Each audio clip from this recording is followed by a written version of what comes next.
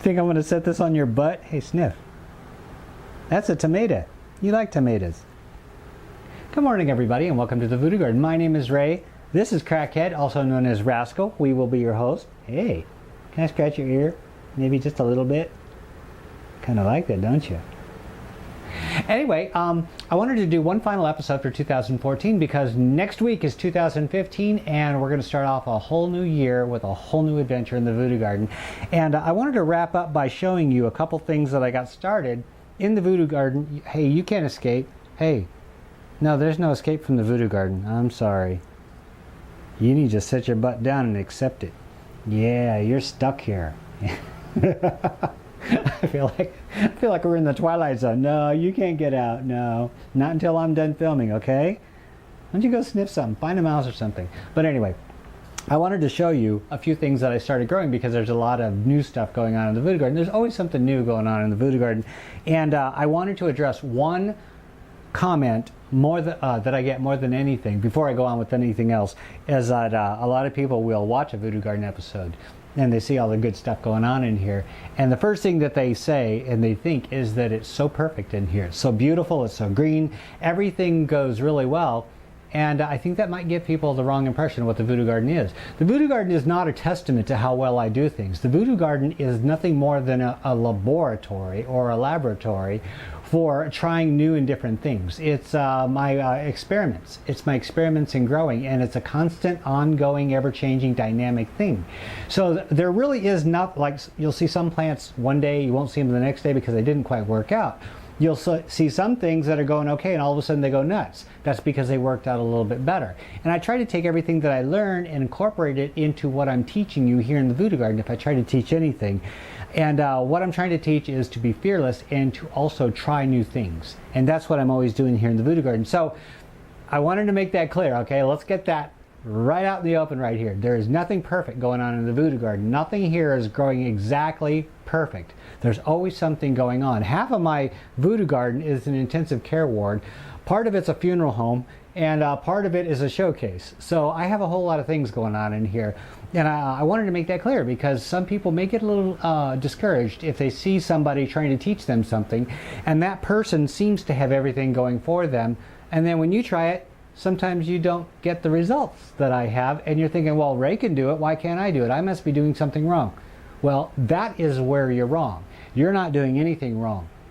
Sometimes things work out for us, sometimes things don't work out for us. So what I do in my little laboratory here is I call it a little mad science.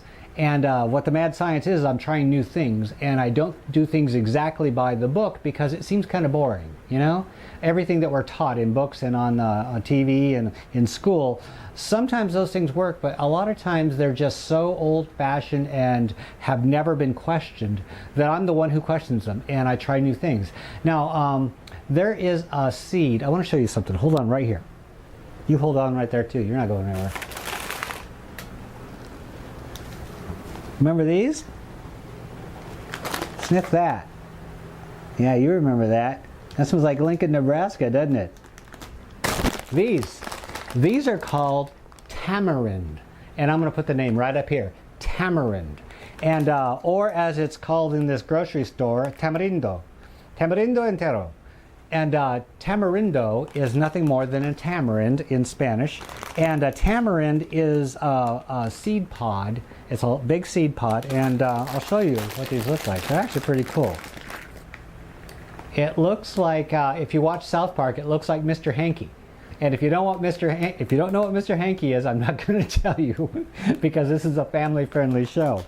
But it looks like this dried husk of a thing, and that's exactly what it is. Now take a look at this. Yeah, it just breaks off. Yeah, it's kind of creepy. And this part right here is the consistency of glue or really thick putty. And if you open it up, just pull it back, look what's inside. It's a seed. This is a tamarind seed. A tamarind is a tree. And the tree, I believe, is tropical or subtropical, not quite sure. But it flowers and then it puts out these pods. Well, what Mexican people and Latin American people and other cultures do is they take this goo You can put it in your mouth. Oh. Okay. I was trying to find a word for this, and I got it. Okay. Has anybody ever given you one of those little sour Patch candies? You know, you put them in your mouth and they have absolutely no sugar in them at all, and you pucker up and you're like, oh God, I'm having a stroke. That's what this is. It's actually not bad. It's like pure citric acid, it tastes like. And it's really tart, and it's actually not a bad taste, but it's so tart that you think, ooh, it's kind of like lemonade with no sugar. Yeah. And so they take this and they make drinks with it, fruit flavored drinks. You know, they mash it up and they dilute it and they make drinks out of it. So it's a very good thing. And these things keep forever. Thing is if you go online and you look for seeds for a tamarind, you're going to pay decent money for those, a few dollars for some seeds. I got this whole package for $1, what is it, $1.79, and there's a whole bunch of seeds in here, and I already planted some. And so you can get yourself some seeds really cheap. You can go to any grocery store, and if you have a Mexican food section, go in there. Or let's see, where else would they be? Around the tortillas, if you have a tortilla section or anything Mexican. And if you can't find them, ask the people in the produce section. Generally they're around the chili pods and stuff like that. But tamarind is a really wonderful thing to grow because it's a tree, but you can also prune it back and have it grow indoors. But the thing about the tamarind, I grew one in the voodoo garden up in, here I go. I grew one up in Minnesota, in the voodoo garden up there. And it has these long, graceful branches coming out, and they're absolutely just, I gotta say it, I hate the word, exquisite. They are exquisite because they're soft as velvet, they look delicate, but the plant, it grows so fast, you would not believe it. So you really get some good bang for your buck with these. Now there is a downside to this. These seeds are harder than concrete. Yeah, so if you put the seed into soil, you're going to be waiting for months, if not a year or more, for this thing to grow because it has a really hard shell and it takes forever. If you've ever grown a seed like, say, a peach pit or any kind of hard seed, you'll notice you put it in the soil and then you'll dig it up a month later like, hey, what happened to my seed? And it's still there and it looks like the day you planted it. Well, I have a tip for you, and I know everybody calls them hacks nowadays. I have a hack for you. Well, I'm not that hip, so I'm going to say I have a tip for you on how to get these seeds to germinate infinitely faster. Instead of waiting months, you can get them to germinate in days. Let me show you what I'm talking about. All right, let's make sure that this is all dried off. Make sure your fingers are dry. Get yourself a sharp knife, and I want to make sure to tell you, be very, very careful. This can be dangerous, so if you're a kid, don't do this. Or if you're very clumsy, don't do this. But one way to do this is what's called scarring the seed. And all that is I hope that you can see this because it's very close. I take a sharp knife and I just hold on tight and I just carve around here. Now the reason I have this surface is because normally I do this. And that way the surface holds it. And you have to have good eyesight, or you have to have a magnifying glass to look up nice and close. You want to cut through the hard outer shell, and there's a slightly softer, but not really that soft, a slightly softer pith that's on the inside.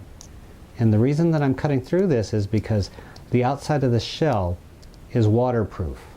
And if you scar into this and cut along the sides like this, but not too deep. You don't want to actually get to the seed. There's a seed in there, a really light colored, creamy white colored seed. So you want to make sure that you just carve off just a little bit on the outside, not too awful much, just like that. As you can see right here at the tip of my fingernail, my dirty fingernails, I've carved it up like that. That's all you really need to do. If you want to do a little bit more, that's fine, but don't do too awful much, okay? Don't go crazy. The more is not better on this.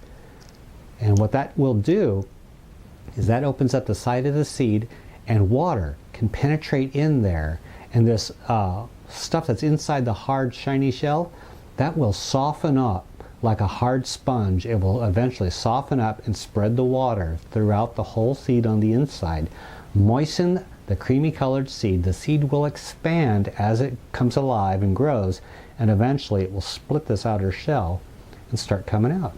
Now I did this, let me show you what this looks like after just a couple days soaking in water. Okay, here is the seed that we just scarred. This was a clean glass of water. I change it about every day, but look, in just a few days, look at the size difference. It expands, and look at here. I'm going to try and get this as close as possible. It started splitting open. The outside is starting to soften up, but that stuff that was on the inside that I'm showing you over here, you can see it better over here. It starts softening up and you can almost scrape, see? You can scrape it apart. I don't recommend doing that. I'm just saying, for instance, see the seed inside? Yep. But I like to soak this in water and change the water daily. Soak it for about maybe 3 to 4 days, and then as soon as you're done soaking it, take the seed out, get yourself some soil, press down the soil a little bit, there we go. Toss in the seed, about maybe a ½ an inch down, cover it up, give it some water, and you have just shaved off months of letting this seed sit in the soil and possibly not having any germination at all. Kind of cool, huh? So that is a tip from me to you on how to do seeds. Now, stupid glasses, I hate glasses. They just keep slipping down my face until finally I feel like a grandpa like that.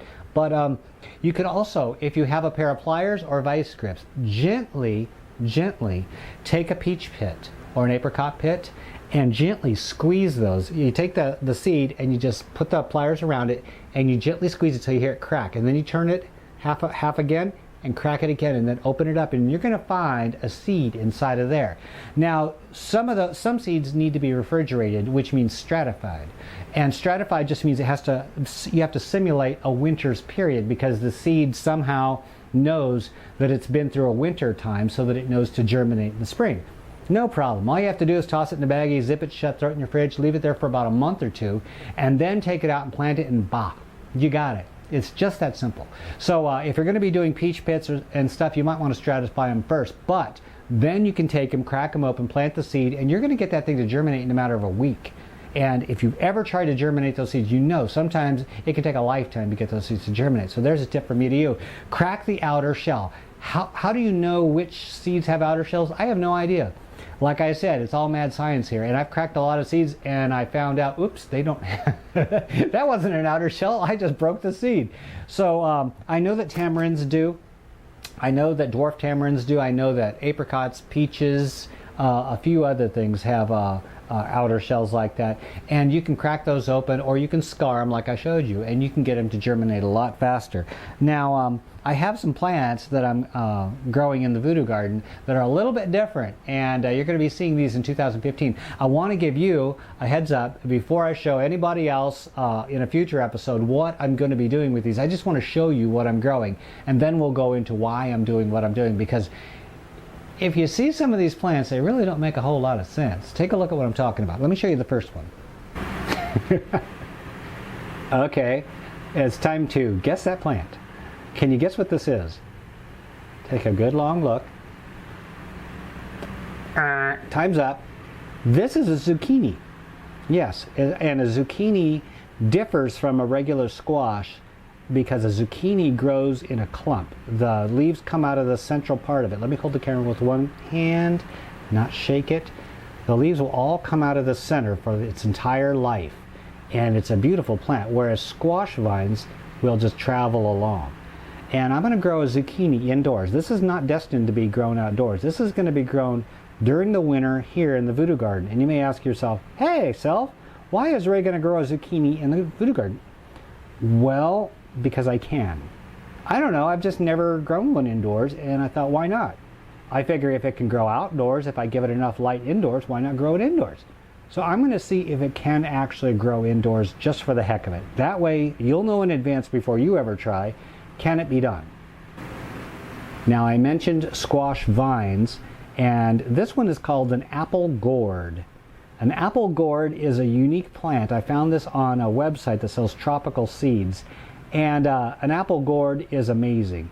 Let me take a break here, and I'm going to show you a picture of what an apple gourd actually looks like, the fruit of it. How could I say no to something like that?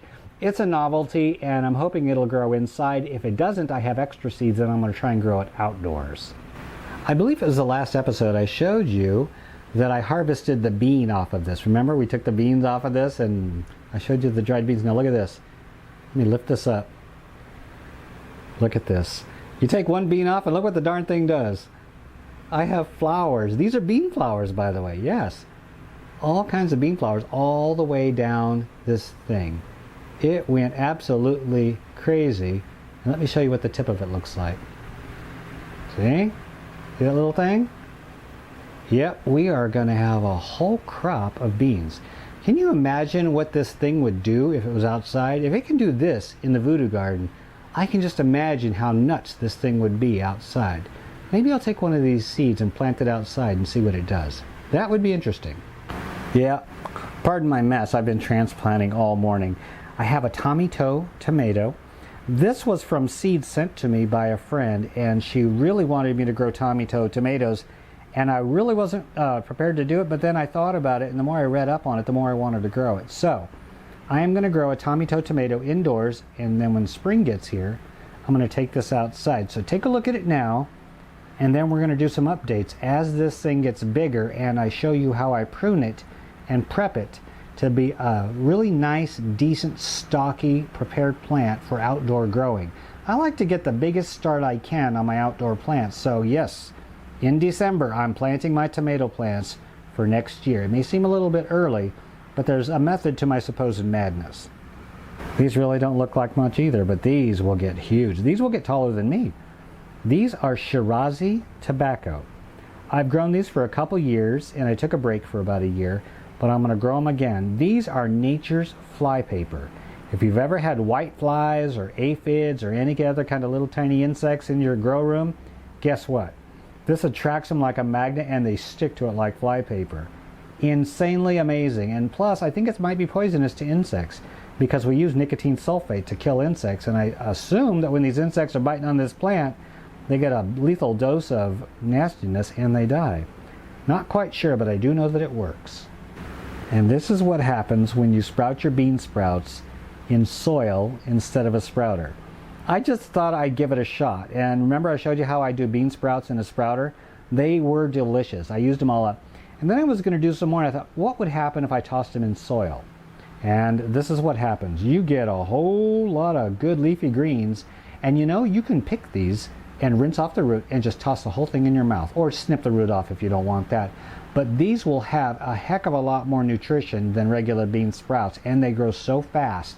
These things only took, I think, a week to go from seed to this. Yep, you can have greens growing in your house, in your window, anywhere, and with the photosynthesis that goes on in here and them turning darker green, you're definitely going to get more bang for your buck than eating those raw, anemic, weird looking, wormy looking sprouts. This is a lot better for you, and it's also going to make a lot more substantial salad.